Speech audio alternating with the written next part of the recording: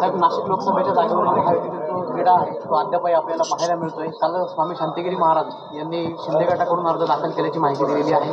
आज महायुतीतील आपण असाल तेव्हा महाजन साहेब असाल, भुजबळ साहेब मोठे नेते नाशिकमध्ये आहेत, काय सांगतात? नाशिकमध्ये आज मी दिंडोरी लोकसभेच्या प्रमुख पदाधिकाऱ्यांची बैठकीला मी आलो आहे.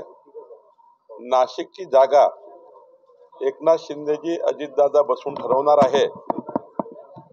ही जागा त्यांनी दोघांनी बसून ठरवायची आहे, त्यामुळं हा निर्णय महायुतीमध्ये एकनाथ शिंदेजी घेतील. साहेब, परंतु आपले जे भाजपचे आहेत तिथले ते देखील दावा करतात की ही जागा भाजपलाच मिळावी, तर भाजपची ताकद जास्त आहे. मला वाटतं आता भारतीय जनता पक्षाने आणि आमच्या सर्व कार्यकर्त्यांनी आग्रह सोडलेला आहे. एकनाथ शिंदेजी अजितदादाशी बोलून लवकर निर्णय करतील. काल उद्धव ठाकरेंनी भाषणात फडणवीसांवरती टीका केली, टर्बो म्हणून. मी आज सकाळीच त्याचं उत्तर दिलं आहे.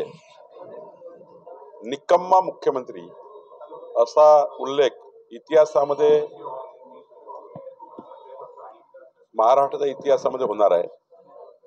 उद्धव ठाकरेंच्या 2.5 वर्षाच्या काळात त्यांनी पेन बघितला नाही. 2.5 वर्षात 2च दिवस ते मंत्रालयात आले.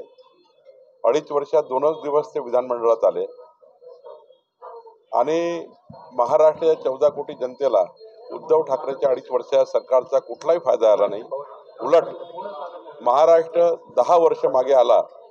उद्धव ठाकरेंनी महाराष्ट्राचं फार मोठं नुकसान केलं आणि त्यामुळं या राज्याच्या प्रत्येक 14 कोटी जनतेमध्ये लायक विकास पुरुष देवेंद्रजी बद्दल असे नालायक लोक किती बोलले तर याला अर्थ नाही.